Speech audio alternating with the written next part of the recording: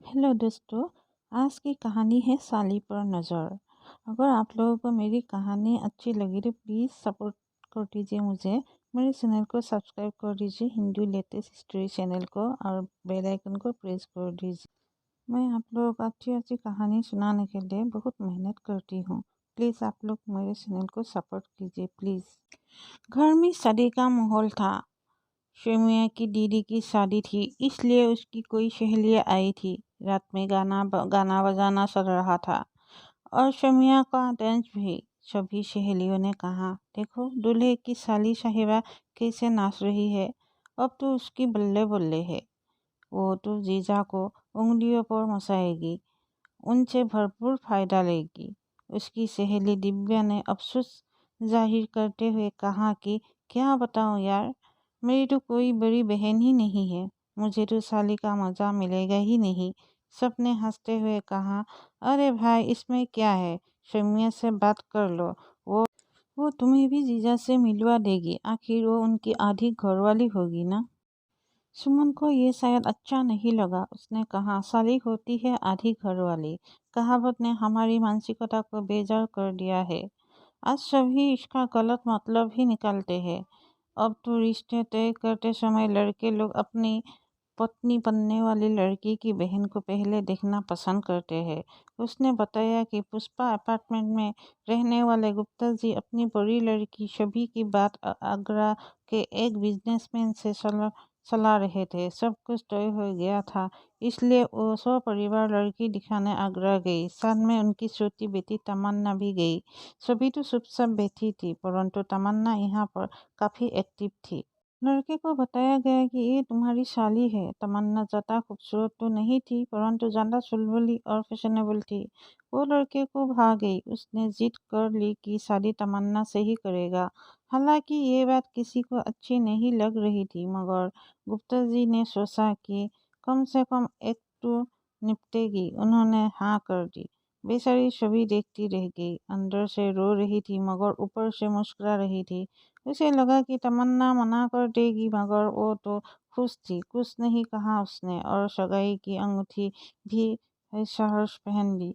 इन बातों से सभी के अरमान इस तरह टूटे कि उसने अपनी सगी बहन से रिश्ता ही खत्म कर लिया।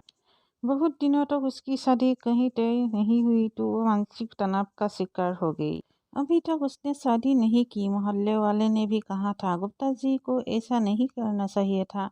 शम्या की दीदी ने कहा कि शादी के बाद भी उनके ऐसे किस्से सुनाई पड़ते हैं जो परिवार वालों को शर्मिंदगी उठानी पड़ती है।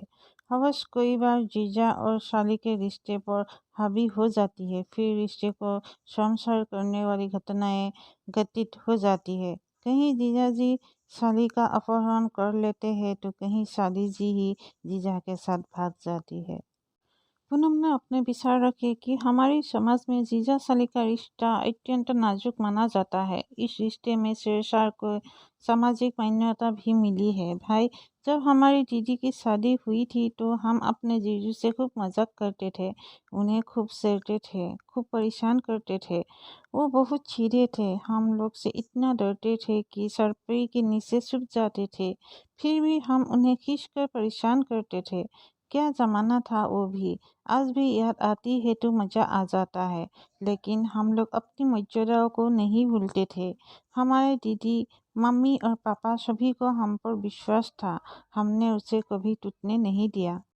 पता है, जीजा और साली के रिश्ते में छोटी सी अनैतिकता आ जाने के फल फलस्वरूप पत्नी को एक तरफ अपने पति और दूसरी तरफ अपनी बहन की गलतियों से भारी ठेस पहुंचती है। उसके बीच पड़ गई दरारों कभी नहीं भरती। रश्मि के साथ भी ऐसा कुछ हुआ। रश्मि की शादी विनोद से हुई और वो अपने ससुराल पहुंच गई। उसकी दो बहनें कुसुम और राधिका भी थी। दोनों काफी सुंदर थी। अक्सर विनोद ससुराल जाता और उन दोनों से हंसी ठिठोली करता। कभी वो कुसुम को लेकर मोटरसाइकिल पर बैठाकर घर लौटता, फिर उसे छोड़ने भी जाता। अपने जीजा के साथ ही जा रही है ये सोचकर घर वाले कुछ नहीं कहते। इस तरह 2-3 साल बीत गई। फिर रश्मि को दोनों में कुछ ज्यादा ही लगाव दिखाई पड़ने लगा। वो दोनों रश्मि से तमाम बातें छुपाने लगे और बिना बताए मॉल जाते, फिल्म देखते। रश्मि ने सोचा कि थोड़ा बहुत शेर शाह साथ घूमना जीजा साली में चलता ही है, लेकिन उससे पता ही नहीं चला कि कुसुम और विनोद के पाँव कब बहक गई और एक दूसरे में कब उनका विलय हो गया।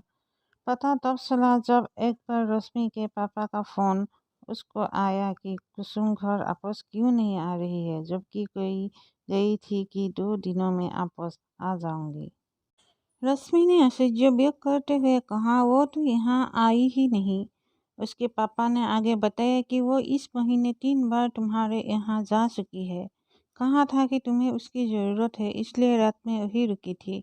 रश्मि ने कहा, मगर कुसुम तो 2-3 महीने से यहाँ आई ही नहीं। उसे याद आया कि विनोद भी 3 बार कंपनी के काम से बाहर दौड़ पड़ा था। अभी भी वो कलकत्ता गया है। फोन रखते ही रश्मि धड़ाम से बैठ गई। उसे लगा कि उसका पूरा शरीर निष्प्राण हो गया है। उसके सामने अंधेरा छाने लगा। उसका शक सही निकला जब उसने विनोद के एक सहकर्मी की सहायता से पता करवाया। अब तक वो जिन बातों को नज़रअंदाज कर रही थी, उसी का नतीजा आज उसके सामने आ गया था। पता चला कि दोनों मुंबई चले गई है और वहाँ एक मंदिर में शादी भी कर ली है। तलाक भी नहीं ली। रश्मि के पापा के पास इतना सामर्थ्य नहीं था कि वो मुकदमा करते। अपनी किस्मत को कोसते हुए उन्होंने शुभ बेतना ही उचित समझा। पता चला है कि साल भर बाद विनोद ने कुसुम को भी घर से निकाल दिया। अब दोनों ना घर के हुए ना घाट के। सुनैना ने भी बताया कि उसकी शादी के बाद उसकी छोटी बहन हमेशा मेरी पोती से हंसी मजाक करती थी। वो भी उसे उसी तरह का रिस्पॉन्स देते थे। आपस में पकड़ा पकड़ी करते। धीरे धीरे उन दोनों के बीच कुछ अधिक उत्साह बढ़ गया। पहले तो मैं ढलती रही और दोनों को समझाने का प्रयास करती रही, मगर एक दिन मैंने देखा कि दोनों बाजार गई, पिक्चर देखी और काफ़ी रात बीतने पर घर वापस आई। ये सब बातें मुझे बर्दाश्त नहीं हो रही थी। मैंने खुलकर मम्मी को सभी बातें बताई। मम्मी ने भी साधना से बात की, मगर साधना साथ कर गई, ऐसा कुछ नहीं है। जीजा जी मुझे घुमाते फिरते हैं, बाजार में कुछ खिलाते हैं, कभी कभी कुछ गिफ्ट दिलाते हैं। मैं भी उनकी बड़ी इज्जत करती हूँ और उनके भी कुछ काम करती रहती हूँ। दीदी जबरदस्ती मेरे ऊपर इल्जाम लगा रही है। कुछ दिनों तक तो उसका प्रभाव था, मगर एक दिन मैंने देखा कि के बीच पकड़ धकड़ कुछ ज़्यादा हद तक पार कर रही थी। अब मैंने अपने पिताजी की मदद लेनी चाहिए। मैंने उन्हें बताया कि आप इसका कोई हल जरूर निकाले। वो उसे पढ़ने के लिए दूसरे शहर में भेज दिए और फिर वह जल्द ही उसकी शादी वही तय कर दी। इस प्रकार मेरा घर बर्बाद होने से बच गया, मगर हम दोनों के बीच अनब गई कथा तो कई वर्ष तक बनी रहे। अगर आप लोगों को मेरी ये कहानी अच्छी लगी तो प्लीज़ मेरे चैनल को सब्सक्राइब कर दीजिए, लाइक कर दीजिए और बाजू के बेल आइकन को प्रेस कर दीजिए। धन्यवाद।